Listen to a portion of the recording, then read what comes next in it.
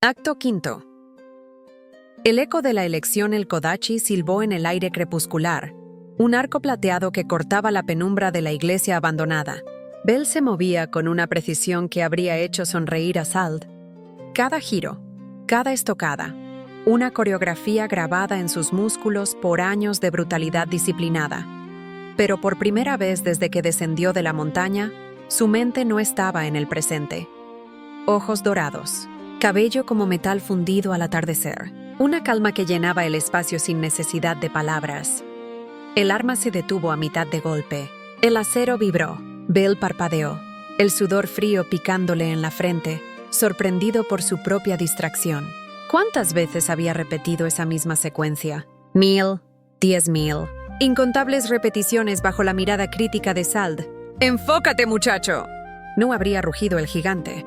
En batalla, un segundo de distracción es tu último segundo. Pero esto no era batalla. Esto era algo peor. Desde su encuentro en la tienda de armas, la imagen de Ice Wallenstein se le aparecía en momentos inesperados. No como una amenaza, ni como un objetivo, como un eco persistente. Un fantasma dorado que se interponía entre él y su concentración. «Tu forma está bien», dijo Hestia suavemente, haciendo que Bell diera un respingo.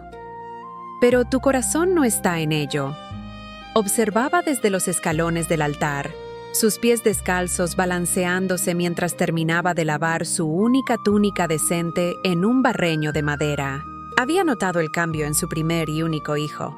No eran las nuevas heridas, eso era esperado, sino algo en su mirada, una lejanía que no había estado allí antes. Bell bajó el Kodachi, sintiendo un rubor tonto subirle por el cuello. ¿Era tan transparente? Lo siento, diosa. Estoy distraído. Hestia se acercó, secándose las manos mojadas en el delantal. Se paró frente a él, y aunque apenas le llegaba al pecho, su presencia maternal lo envolvió. «Hace unas noches», dijo, su voz tan suave como la luz de la luna que se filtraba por el techo roto. «Me confiaste la historia más preciada que tienes. Me hablaste de Sald, Alfia y Zeus Bell». Sintió un nudo en la garganta. Tenía razón. Acurrucados para protegerse del frío, le había contado todo, sobre la cabaña en la montaña, sobre Sald, cuyo rugido hacía temblar la tierra, sobre Alfia, cuyo canto podía congelar el alma, sobre Zeus, cuyos trucos escondían una sabiduría milenaria. Le había mostrado la moneda falsa. Le había hablado de la promesa de encontrar un hogar. Fue el acto de fe más grande de su vida, y Hestia lo había custodiado como el tesoro que era. ¿No crees que puedas confiarme lo que te inquieta ahora? «Conocí a alguien», comenzó, la voz más suave de lo habitual. «Una aventurera. Es diferente». Hestia se sentó a su lado en el frío suelo de piedra, su hombro rozando el de él. El contacto era cálido, familiar. ¿Diferente cómo? Todos hablan de ella. La princesa de la espada. Nivel 5. Hizo una pausa buscando las palabras. Pero cuando la vi, no era lo que esperaba. No actúa como los otros aventureros fuertes. Es tranquila. «Ah», dijo Hestia, y algo en su tono hizo que Bell la mirara. «¿Y es bonita esta princesa tranquila?» El rubor de Bell se intensificó hasta quemarle las orejas. «Yo supongo. Tiene el cabello dorado y ojos del mismo color». Un silencio cómodo se instaló entre ellos. Hestia miró la pequeña llama eterna en el altar, su expresión pensativa. «¿Bell?», dijo finalmente. «¿Sabes lo que es el amor?». La pregunta lo tomó por sorpresa. Amor era Hestia remendando su túnica hasta altas horas de la noche. Amor era la forma en que guardaba su historia como un secreto sagrado. «Creo que sí», dijo, pero su voz sonaba insegura. «¿El amor?», continuó Hestia. «Viene en muchas formas. Está el amor por la familia, como el que nos tenemos. El amor por los mentores, como el que sientes por Sald y los demás». Hizo una pausa significativa. «Y luego está el otro tipo, el que hace que el corazón se acelere y las palabras se atoren en la garganta». «No sé lo que siento», admitió por fin, la honestidad arrancada de su confusión. «Solo sé que cuando la vi sentí algo, diferente a cuando estoy contigo». O cuando recuerdo a Alfia. Estia sonrió, una sonrisa triste y sabia. Debes preguntarte, ¿es admiración lo que sientes por su fama? ¿O es algo más? ¿Cómo puedo saber la diferencia? ¿La admiración?, dijo Estia inclinándose. Te inspira a ser mejor. El amor. Sus ojos se nublaron por un momento, recordando milenios. Te hace querer dar todo, incluso cuando duele. Belle miró a su alrededor. La iglesia en ruinas, el techo con goteras, la cama compartida, la pobreza palpable. Recordó la promesa que le había hecho a Sald, el juramento a Estia. Se puso de pie, el kodachi reluciendo con nueva determinación. No importa, dijo, su voz firme. No es el momento para esto, para sentimientos confusos. Nuestro hogar. Hizo un gesto amplio que abarcaba la iglesia destartalada. Necesita paredes que no goteen. Necesita algo mejor que esto. Estia quiso protestar, pero vio la terquedad en sus ojos, esa misma que lo había llevado a sobrevivir a 3 leyendas. Muy bien, susurró. Pero recuerda, Belle Cranel, incluso los héroes más grandes tienen corazón. No lo cierres por completo. Al amanecer, su resolución era de acero. El amor podría esperar. Pero un hogar verdadero. Esa era una batalla que sabía cómo librar. El gremio olía a pergamino nuevo, tinta y ansiedad contenida. Eina Thule lo esperaba junto a una mesa llena de diagramas del calabozo. Su expresión profesional, pero con una arruga de preocupación entre las cejas. Empecemos por lo básico, dijo, desplegando un mapa de los primeros 10 pisos. Necesito entender qué sabes realmente. Durante la siguiente hora, Belle respondió. Sus respuestas eran precisas, casi mecánicas, recitadas de un manual interno grabado a fuego. Eina frunció el ceño. Tus respuestas son correctas, demasiado correctas. Parecen aprendidas, no vividas. Mis mentores fueron exhaustivos, dijo Belle cuidadosamente. Eina lo observó en silencio y luego señaló hacia el patio de entrenamiento del gremio. Muéstrame, en el patio. Eina le indicó que realizara movimientos básicos. Belle obedeció. El aire cantó alrededor de la hoja. Eina observó, sus ojos verdes siguiendo cada movimiento con creciente perplejidad. Alto, dijo finalmente. Eso no es lo que enseñan en las escuelas de esgrima de horario. Tenían sus propios métodos. Tus instructores, replicó Eina, cruzando los brazos. Te enseñaron a moverte como alguien que espera ser atacado por 3 lados a la vez, como alguien que lucha para sobrevivir, no por deporte. Su voz tenía un tono de reconocimiento incómodo. He visto ese estilo antes, en veteranos, supervivientes de las incursiones de Evilus. Belle se quedó quieto, la revelación golpeándolo con fuerza. Eina se acercó, su voz bajando a un susurro. Belle, ¿quiénes eran realmente tus mentores? El silencio se extendió. Finalmente Belle murmuró. Gente que quería asegurarse de que sobreviviría, sin importar qué. La semielfa estudió su rostro, y por primera vez, Belle vio algo más que profesionalismo. Vio el destello del reconocimiento. Mi madre era elfa, dijo Eina de repente. Mi padre humano. Ella no sobrevivió a los últimos conflictos con Evilus. La confesión flotó entre ellos, un puente inesperado. He estado trabajando en el gremio desde entonces. He visto prodigios venir y irse, jóvenes que movían las espadas como dioses. Su voz se quebró ligeramente. La mayoría ya no están aquí. Se acercó más, su expresión intensa. Tu entrenamiento es excepcional, Belle. Demasiado excepcional. Eso te hace destacar. Y en horario, destacar puede ser tan peligroso como ser débil. La fuerza llama a la fuerza, y a veces llama a los que quieren apagarla. ¿Qué debo hacer?, preguntó genuinamente buscando orientación. Eina tomó un mapa. Aprende a parecer normal. 2 pasos hacia atrás aquí, un tropiezo calculado allá. Mantente en los pisos 3-5 por ahora. Reúne suficiente para sobrevivir, pero no lo suficiente para llamar la atención. Pero mi familia necesita. Tu familia, lo interrumpió Eina, su tono implacable. Necesita que estés vivo. He visto familias enteras caer porque un miembro ambicioso llamó la atención de los depredadores equivocados. Protege a tu familia asegurándote de que nadie sepa lo que realmente puedes hacer.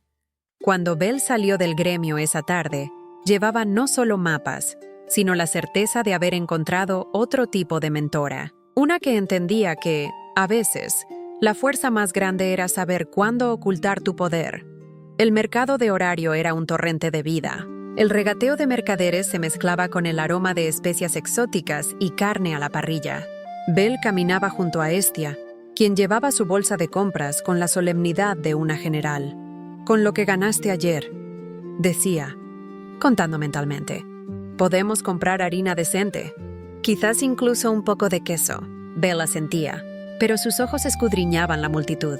Los años de entrenamiento con Alfia habían agudizado sus sentidos hasta un punto doloroso.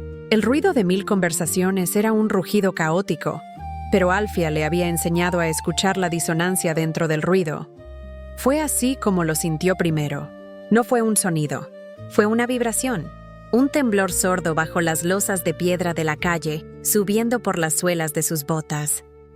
«Belle, ¿qué es eso?», preguntó Estia, dejando de hablar de queso.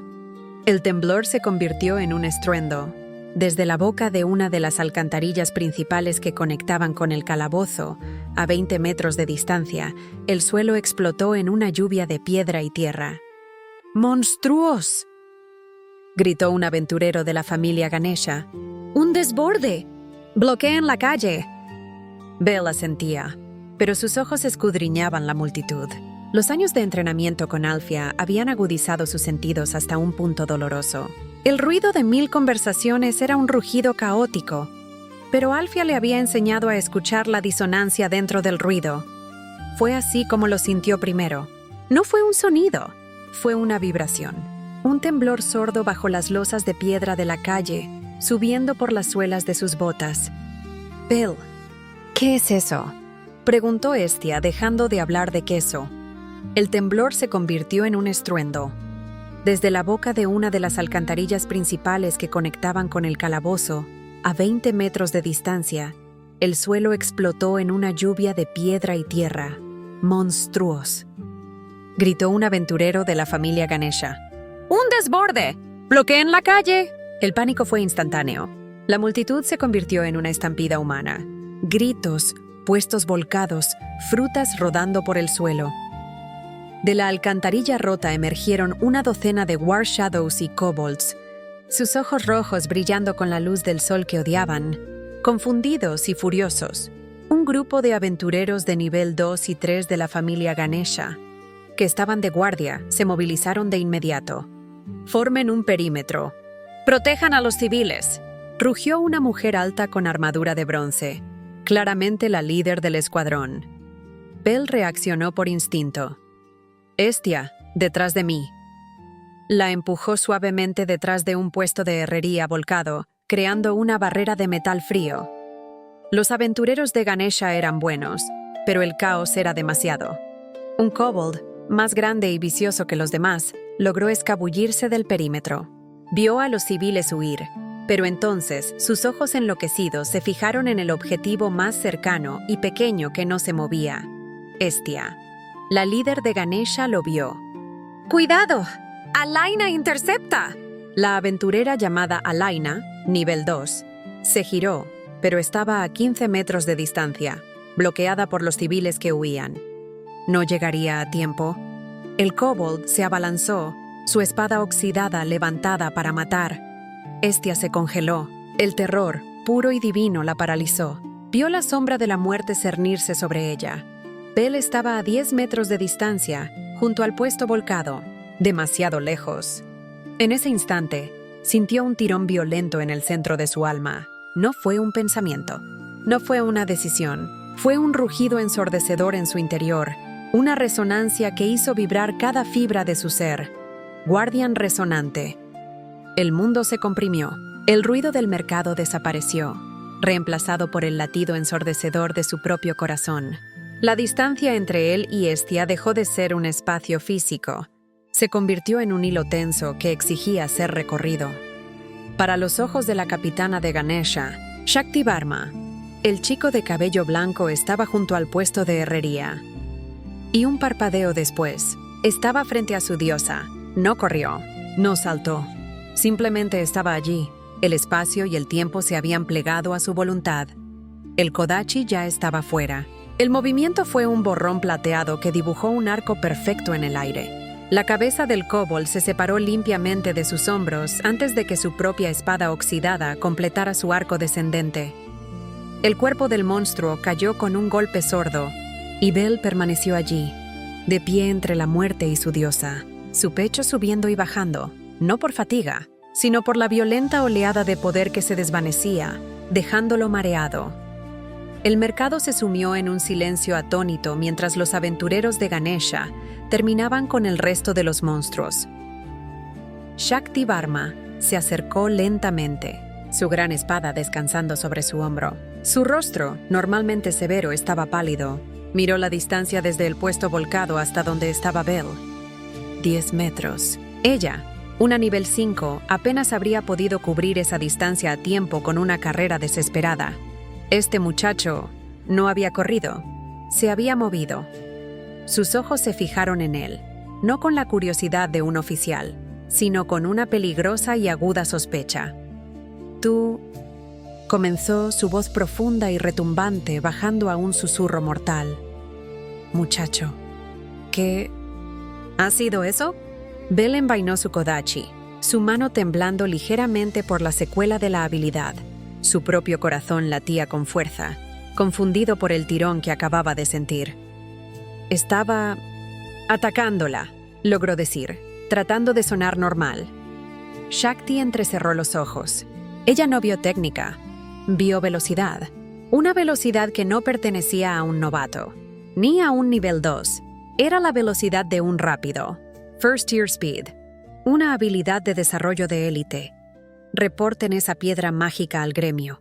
«Novatos», dijo Shakti finalmente, su tono gélido, dirigiéndose tanto a él como a Estia. «Y salgan de la zona asegurada». Mientras se alejaban, Bel sintió la mirada de Shakti Varma clavada en su espalda. Las palabras de Eina resonaron en su mente. «No llames la atención». Acababa de fallar de la manera más espectacular posible, y ni siquiera había sido su elección.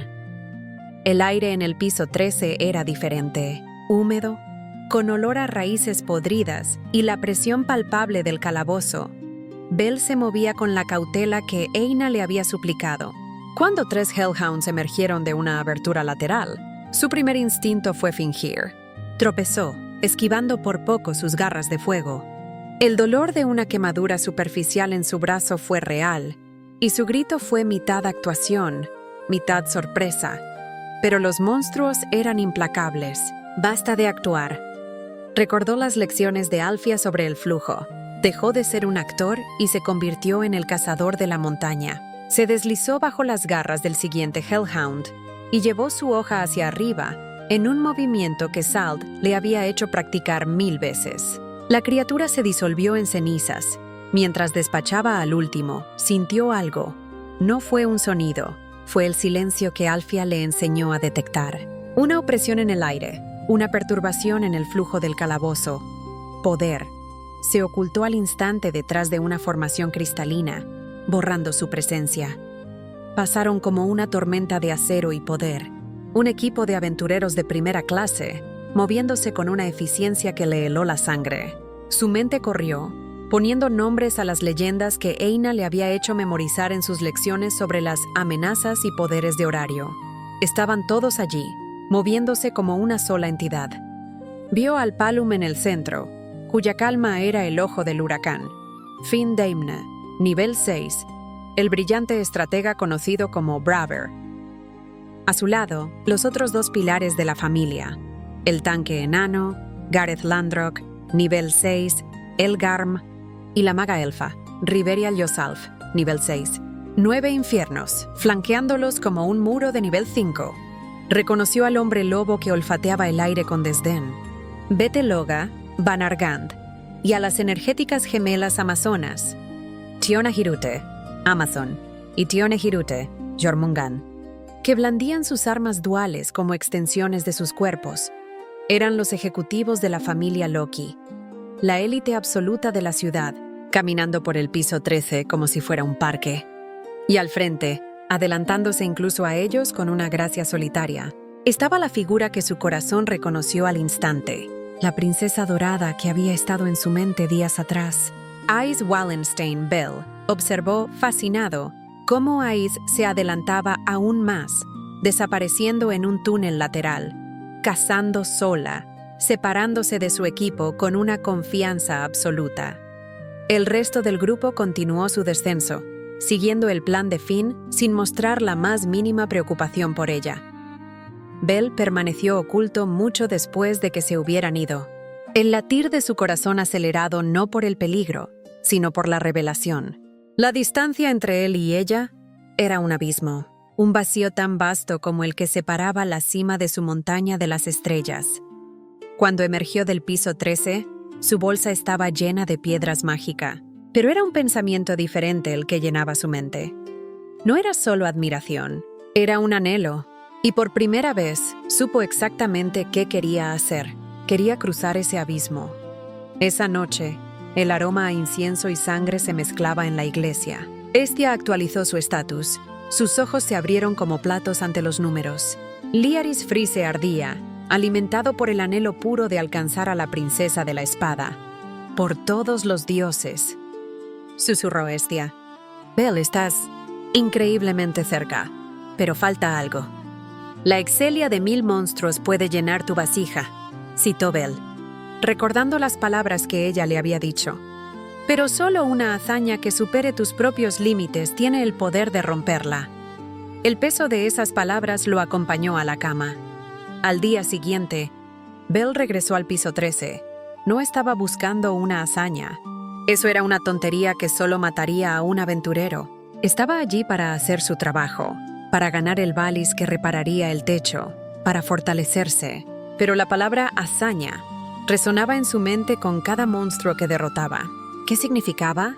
¿Cómo se suponía que un nivel 1 lograra algo que hiciera contener la respiración a los dioses?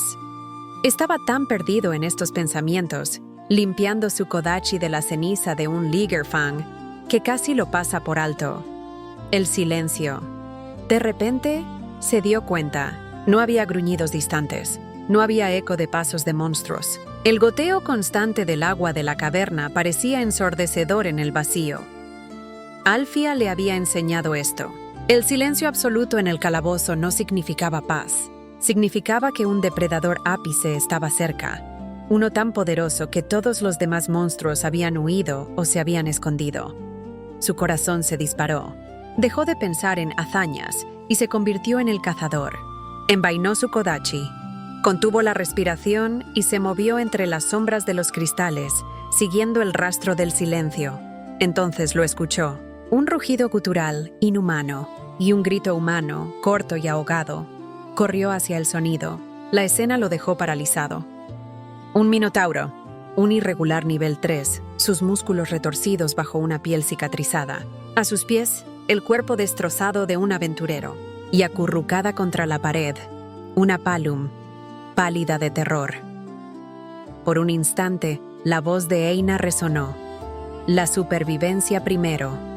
La Palum lo miró. No suplicó. Simplemente aceptó su muerte. No lo permitiré. «Oye», rugió Bell. Ace Wallenstein se movía por el túnel.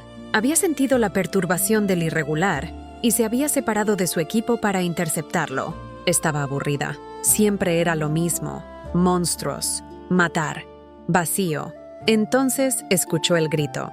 Un grito humano. Se movió más rápido. Su espada de Sperat lista. Emergió en una amplia caverna justo a tiempo para ver algo que detuvo su corazón. Un chico. El chico de cabello blanco de la tienda de armas. Estaba solo, cubierto de sangre, y estaba bailando con el minotauro irregular. Lo estaba esquivando, usando una técnica que ella no reconocía. Una mezcla de precisión desesperada y una tenacidad que desafiaba la lógica. Era un nivel 1, lo sabía, y estaba luchando contra un nivel 3. Y no estaba perdiendo. El minotauro rugía, su aliento caliente y fétido, mientras blandía su enorme hacha oxidada con una furia desmedida. Cada golpe impactaba el suelo de piedra con una fuerza que hacía vibrar la caverna, abriendo grietas profundas. Pero Bell no estaba donde el hacha caía. Estaba en el aire, deslizándose por el flanco, o escurriéndose bajo los brazos masivos de la bestia. Su kodachi, el que Welf le había confiado, era una extensión de su voluntad. No intentaba detener los golpes. Eso sería un suicidio. En cambio, su objetivo eran los tendones, las articulaciones, cualquier punto débil que pudiera encontrar. Era como un mosquito furioso, picoteando a un gigante. El rostro de Bell estaba marcado por la concentración, sus ojos rubí brillando con una luz extraña que Ice reconoció como pura voluntad de hierro. Las cicatrices de sus peleas anteriores con los War Shadows se estiraban y sangraban de nuevo con cada movimiento, pero él no se inmutaba. Su cuerpo era un torbellino de movimiento, un borrón blanco contra el fondo oscuro del Minotauro. El Minotauro, frustrado, cargó, intentando aplastarlo contra la pared. Bell no huyó. En el último instante, se lanzó hacia un lado, usando el impulso de la carga de la bestia para pivotar y clavar su kodachi en la rodilla expuesta del monstruo. La hoja se hundió un par de centímetros en la gruesa piel, arrancando un rugido de dolor y un chorro de sangre negra. «¡Es mío!», gritó Bell, una declaración de guerra dirigida a la bestia. El Minotauro tropezó, desequilibrado. Bell vio su oportunidad.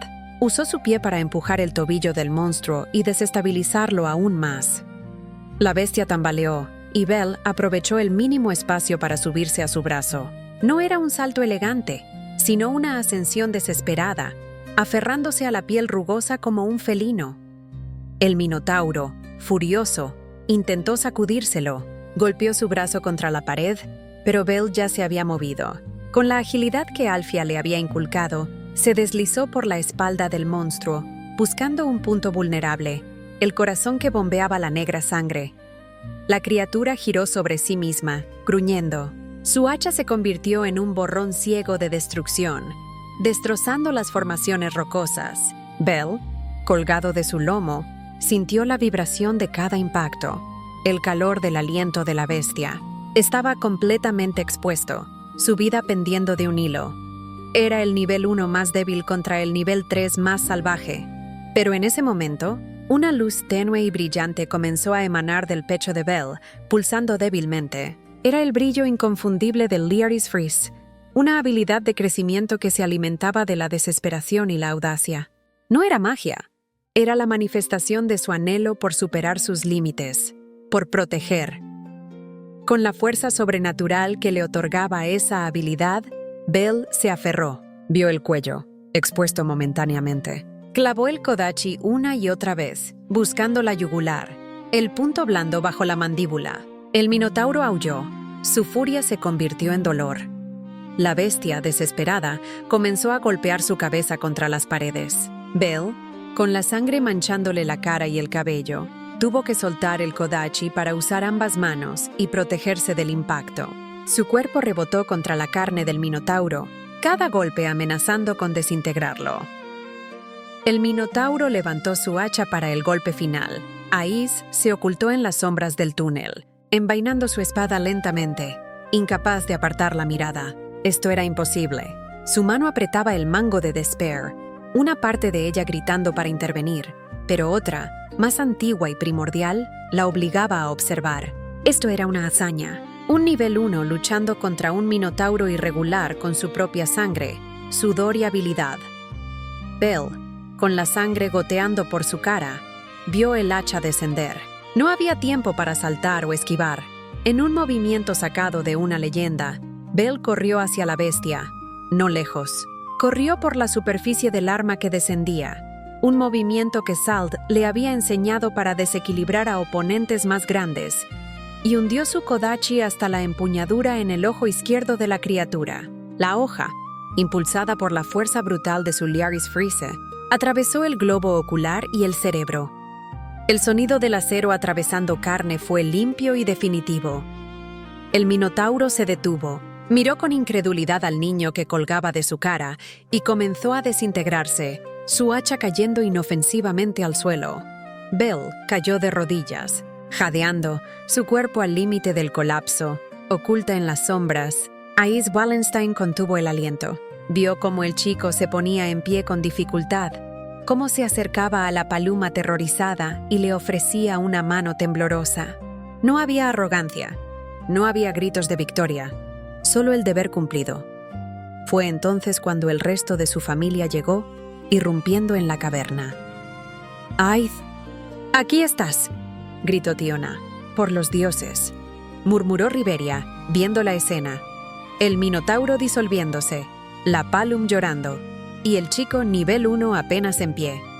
«Ch», escupió Bete Loga. «¿Qué pasó aquí? ¿El conejo se tropezó y robó el último golpe?» Finn Daimne observaba la escena, analítico. No hay otros aventureros. Los cortes en el minotauro son todos de una hoja corta. Es improbable. Ais salió de las sombras del túnel, su rostro pálido e ilegible. «No», dijo, su voz más suave de lo habitual, pero cortando el silencio. No fue suerte. Todos se giraron hacia ella. «Lo vi todo», continuó Ais, sus ojos dorados fijos en Bell. «Desde el principio. Lo hizo solo». El silencio que siguió fue absoluto. La mueca de Bete se congeló. Los ojos de Finn se abrieron con genuino respeto. Tiona, con los ojos muy abiertos y un brillo infantil, susurró. «Como el argonauta. Aquel humano que quería ser un héroe. Aquel cuento me inspiró a ser una aventurera». Bell, escuchando las voces, se giró. Vio a todo el equipo de Loki observándolo. Y en el frente, vio a Ais Wallenstein, que lo miraba no como a un extraño, sino como a un enigma que acababa de resolver. Ella dio un paso hacia él. «¿Tú? ¿Estás bien?» Bell, abrumado por la sangre perdida, el dolor y la mirada intensa de la chica que ocupaba sus pensamientos, solo pudo asentir antes de que sus piernas finalmente cedieran y todo se volviera negro.